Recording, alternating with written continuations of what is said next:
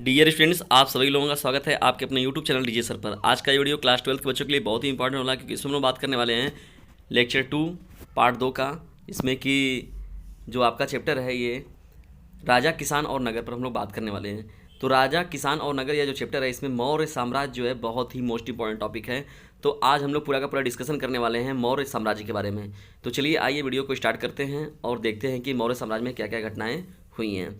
तो जो मौर्य साम्राज्य के बारे में देखिए, हम लोग जब स्टार्ट करते हैं, देखिए पहले इसका कार्यकाल याद रखिएगा कि 321 से 185 ईसा पूर्व तक लगभग ये इनका कार्यकाल रहा है। लगभग 140 से 150 वर्षों तक इन लोगों ने मतलब मौर्य साम्राज्य ने शासन किया हुआ है। देखा जाए तो अगर बात करें हम लोग, देखिए मौर्य साम्राज्य की नींव रखने की बात हो रही है। तो यहाँ पर कहा गया नंद वंश का संस्थापक जो था महापद्म नंद थे, और जो उसके अंतिम शासक थे घनानंद। तो घनानंद को पराजित किया गया, पराजित करके चंद्रगुप्त मौर्य ने ही मौर्य साम्राज्य की नींव रखी थी। तो याद रखिएगा, ये इंपॉर्टेंट रहेगा, इसलिए मैंने यहाँ से ही प्रश्न को स्टार्ट किया हुआ है आपके मौर्य साम्राज्य के टॉपिक को। तो घनानंद को चंद्रगुप्त मौर्य द्वारा हराकर मौर्य साम्राज्य की स्थापना किया गया। चंद्रगुप्त मौर्य के गुरु चाणक्य ने चंद्रगुप्त मौर्य की सहायता की थी। देखिए जो गुरु चाणक्य, ये बहुत ही खतरनाक व्यक्ति हैं। इन्होंने ही अपना बहुत बड़ा योगदान दिया था चंद्रगुप्त मौर्य को जीतने में लिए, जिसके लिए देखिए चाणक्य, विष्णुगुप्त तथा कौटिल्य भी ने कहा जाता है। चाणक्य का जो अन्य नाम है, तो चाणक्य भी ने हम लोग कहते हैं, विष्णुगुप्त भी कहा गया इनको, कहीं कहीं इनको कौटिल्य भी कहा जाता है। तो याद रखिएगा, इनका तीनों नाम अगर पूछा जाता है, तीनों नाम इन्हीं के हैं। किनके? गुरु चाणक्य के, जो कि चंद्रगुप्त मौर्य के गुरु थे। इन्होंने अर्थशास्त्र नामक पुस्तक लिखी है, बहुत ही इंपॉर्टेंट यह पुस्तक है। इसका शासन अफगानिस्तान व बलूचिस्तान तक फैला था। मौर्य साम्राज्य ने इतनी बड़े पैमाने पर अपने विस्तारित किए थे अपने साम्राज्य का, कि ये लोग अफगानिस्तान व बलूचिस्तान तक इन्होंने अपने साम्राज्य का विस्तार कर रखा है। तो ये मौर्य साम्राज्य की बहुत ही इंपॉर्टेंट टॉपिक है। आइए बढ़ते हैं हम लोग मौर्य साम्राज्य में और क्या क्या घटनाएं हुई थी। महत्वपूर्ण टॉपिकों में हम लोग बढ़ते हैं मौर्य साम्राज्य को आगे लेकर। और मौर्य साम्राज्य का जो दूसरा महत्वपूर्ण हेडिंग इसमें आता है, मौर्य साम्राज्य की जानकारी के स्रोत कहाँ कहाँ से देखे मिले हैं। तो निम्न स्रोत हैं, जिसमें पहला पॉइंट जो हो जाएगा आपका साहित्यिक स्रोत, और जबकि दूसरा क्या हो जाएगा पुरातात्विक स्रोत। तो साहित्यिक स्रोत में देखिए मुख्य रूप से अगर बात की जाए तो बौद्ध और जैन साहित्य से भी हमको मौर्य साम्राज्य के बारे में जानकारी मिलती है। अर्थशास्त्र में भी मौर्य साम्राज्य के बारे में जिक्र किया गया है। इंडिका जो है पुस्तक है, उसमें भी मौर्य साम्राज्य के बारे में बताया गया है। पुराण के बारे में बताया है, पुराण में भी बताया गया है, मुद्रा राक्षस में भी बताया गया है, और ब्राह्मण ग्रंथ में भी मौर्य साम्राज्य की जानकारी मिली है। तो ये कुछ साहित्यिक स्रोत हैं जिससे कि मौर्य साम्राज्य की जानकारी प्राप्त होती है। जबकि दूसरी अगर बात हम लोग करें पुरातात्विक स्रोत के बारे में, तो देखिए कुछ प्राचीन भवनें मिले हैं जो कि मौर्य साम्राज्य के कालीन हैं, और साथ ही साथ कुछ स्तूप मिले हैं, कुछ इमारतें मिली हैं, कुछ गुफाएं मिले हैं, मिट्टी के बर्तन मिले हैं जिन्हें हम लोग मृत भांड भी कहते हैं, और कुछ अभिलेख। सबसे मोस्ट इंपॉर्टेंट चीज़ अगर कहा जाए तो अभिलेख देखिए मौर्य साम्राज्य की मुख्य विशेषताओं में एक है। तो ये पुरातात्विक स्रोत में सबसे महत्वपूर्ण अगर किसी ने भूमिका निभाया तो वो अभिलेख ही वहाँ के हैं। और अशोक के अभिलेख हो गए, मूर्तिकला हो गई। तो ये जो पुरातात्विक स्रोत हैं जो कि मौर्य साम्राज्य के अस्तित्व की जानकारी प्रदान करते हैं। तो दो इसके जानकारी के प्रमुख स्रोत हैं, कौन कौन? साहित्यिक स्रोत और साथ ही साथ पुरातात्विक स्रोत। आइए प्रश्नों की श्रृंखला में हम लोग आगे बढ़ते हैं और कौन देखते हैं कौन महत्वपूर्ण टॉपिक है और भी मौर्य साम्राज्य से जुड़ी हुई हैं। चलिए स्टार्ट करते हैं पहले टॉपिक से। तो पहला नंबर टॉपिक जो था साहित्यिक स्रोत। तो साहित्यिक स्रोत के बारे में अगर पूछ दे आपसे कि मौर्य साम्राज्य के साहित्यिक स्रोत क्या थे, या मौर्य साम्राज्य की जानकारी के जो स्रोत कौन कौन से थे, उनकी विस्तृत व्याख्या कीजिए। तो देखिए मैं एक टॉपिक वाइज आपको क्लासेज ले रहा हूँ, ये कि पूरा का पूरा इसमें आपका स्टडी कराया जा रहा है, और आप इसमें से प्रश्न देखेंगे, आपको लघु, अति लघु, बहुविकल्पी सभी प्रश्न इसमें यहाँ से आपके मिल जाएंगे चैप्टर नंबर 2 से। तो पहला जो हम लोग का टॉपिक इसमें है साहित्यिक स्रोत। तो अगर इसका स्टार्ट करते हैं हम लोग, तो जैन और बौद्ध साहित्य मौर्य साम्राज्य का वर्णन करते हैं। चाणक्य की अर्थशास्त्र मौर्य साम्राज्य के बारे में जानकारी देती है। अर्थशास्त्र में राजनीतिक तथा लोक प्रशासन का वर्णन मिलता है। यूनानी राजदूत मेगास्थनीज की बुक इंडिका भी मौर्य साम्राज्य की जानकारी देती है। तो देखिए चंद्रगुप्त मौर्य के शासनकाल में ही ये यूनानी राजदूत जो मेगास्थनीज आए हुए थे, तो इनके द्वारा ये बुक लिखा गया था इंडिका, जिसमें कि मौर्य साम्राज्य के बारे में वहाँ पर भी जानकारी दी गई है कि मौर्य साम्राज्य की क्या थी, क्या विशेषताएँ थी, वहाँ क्या क्रियाकलाप थे। तो इनके बारे में देखिए इंडिका नामक बुक में भी लिखा हुआ है। देखिए जो छोटे छोटे इसमें प्रश्न दिख रहे हैं, मैं आपको तो पूरा का पूरा स्टडी करा रहा हूँ, लेकिन इसमें ये सब छोटे छोटे प्रश्न आपके बनते हैं। बहुविकल्पी हो गए, अति लघु हो गए, या तो लघु उत्तरी हो गए, तो यहाँ से आपके जरूर मिलने वाले हैं, इसलिए वीडियो में अंत तक जरूर बने रहिएगा। बढ़ते हैं आगे हम लोग। देखिए इसमें बात किया जाता है जब आगे, तो पुराणों से मौर्य साम्राज्य की जानकारी मिलती है।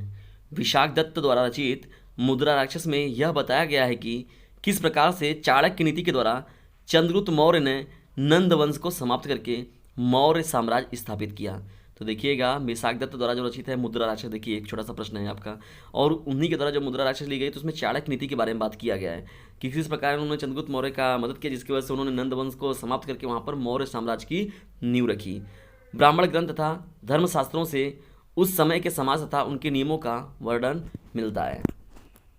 बढ़ते हैं सेकंड प्रश्नों की ओर। सेकंड हम लोग का जो टॉपिक इसमें हो जाएगा पुरातात्विक स्रोत।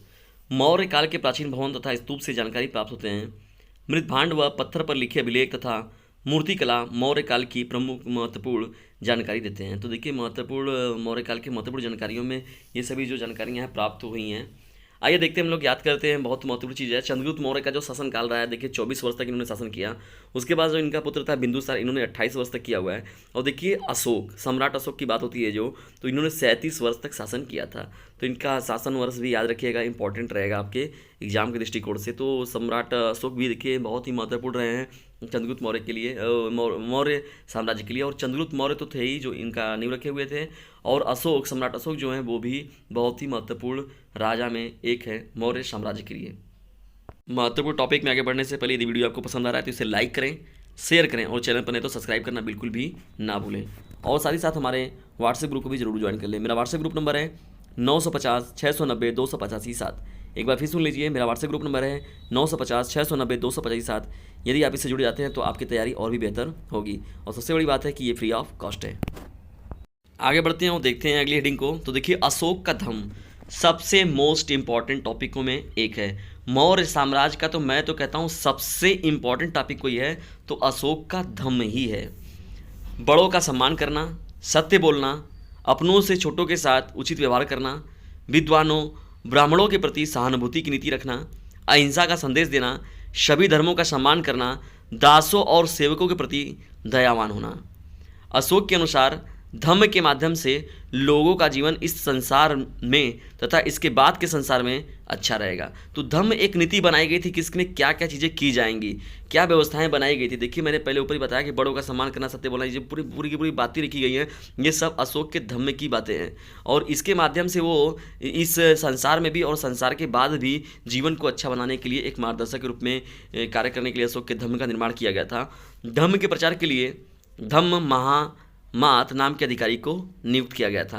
तो देखिए याद रखिएगा कि धम्म के प्रचार के लिए धम्म महामात नाम के एक अधिकारी को भी नियुक्त किया गया था कि इस धम्म को जो है वो लोगों तक पहुंचाया जाए, दूर दूर तक इसके बारे में बताया जाए कि नहीं वास्तव में ये क्या चीज़ें हैं, और ये जीवन में भी और जीवन के साथ भी और जीवन के बाद में भी यह आपके लिए कितना कंपलसरी है या कितना आपके लिए सहायक सिद्ध होने वाली हैं। तो इनके बारे में भी प्रचार प्रसार बड़े पैमाने पर किया गया। तो अशोक का धम्म देखिए एक बहुत ही महत्वपूर्ण हेडिंग है। हेडिंग को हम लोग आगे लेकर बढ़ते हैं और देखते हैं कुछ और महत्वपूर्ण जो टॉपिक हैं आपके। जैसे आपसे पूछा जाए कि मौर्य साम्राज्य का महत्व बताइए, या मौर्य साम्राज्य के क्या महत्व हैं। यदि आपसे लघु में पूछता है तो आप आसानी से इसे लिख सकते हैं। और जब लिखना अगर आप स्टार्ट करते तो 19वीं सदी में जब इतिहासकारों ने भारत के आरंभिक इतिहास को लिखना शुरू किया तो मौर्य साम्राज्य को इतिहास का प्रमुख काल कहा, क्योंकि पहली बार चंद्रगुप्त मौर्य द्वारा एक अखंड भारत बनाया गया। मौर्य काल की मूर्तिकला सराहनीय थी। तो देखिए चंद्रगुप्त मौर्य का मैंने पहले बताया कि देखिए अफगानिस्तान जो है या बलूचिस्तान है वहाँ तक इन्होंने अपने साम्राज्य का विस्तार कर रखा था। देखिए महत्वपूर्ण टॉपिकों में एक अगर लघु उत्तरी, अति लघु उत्तरी में पूछता है या बहुविकल्पी में अगर आपसे पूछे तो देखिए संस्थापक और अंतिम शासक। तो मौर्य साम्राज्य के जो संस्थापक थे वो चंद्रगुप्त मौर्य जी थे, और साथ ही साथ याद रखिएगा अंतिम शासक जो थे वो बृहद्रथ हैं। तो अंतिम शासक का नाम क्या है? बृहद्रथ है, और जो संस्थापक थे मौर्य साम्राज्य के उनका नाम है चंद्रगुप्त मौर्य। और चंद्रगुप्त मौर्य के जो गुरु हैं वो कौन है आप बताइए, कमेंट बॉक्स में ज़रूर तुरंत बताइए तुरंत क्या नाम था इनका।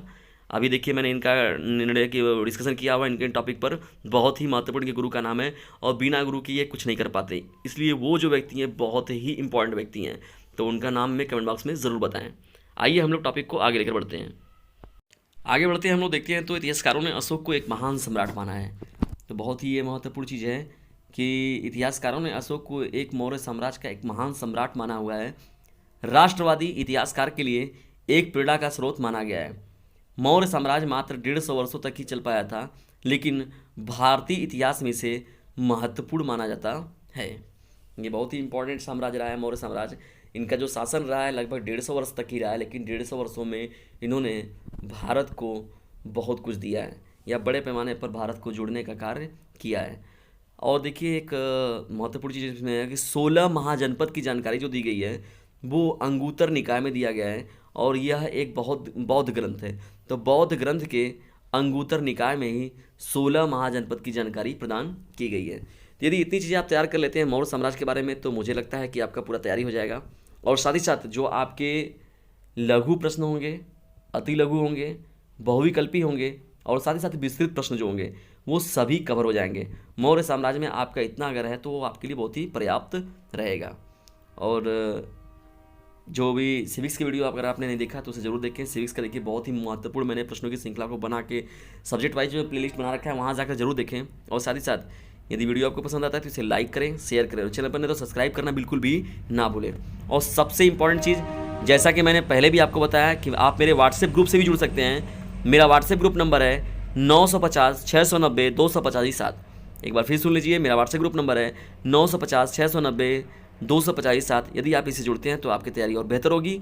और क्योंकि याद रखिएगा कि ग्रुप स्टडी बहुत इंपॉर्टेंट होता है, और सभी लोग एक दूसरे के साथ शेयर भी चीज़ें करेंगे तो लोगों का आदान प्रदान ज्ञान का उससे बहुत ही बेहतर होगा। और सबसे बड़ी बात है कि ये फ्री ऑफ कॉस्ट है। और दूसरी इंपॉर्टेंट चीज़ ये है कि उसमें आपके रेगुलर जो ये PDF हैं, ये सभी प्रश्नों के PDF ये आसानी से आपको उसमें मिल जाते हैं, और उसमें डिस्कशन भी होता रहता है कि कैसे आपकी तैयारी और बेहतर हो सके। तो मिलते हैं हम लोग अगली वीडियो में। तब तक के लिए टेक केयर, गुड बाय। और साथ ही साथ अपने स्वास्थ्य का ध्यान रखते हुए अपनी स्टडी को भी नियमित रूप से जारी रखें। Thanks for watching this video.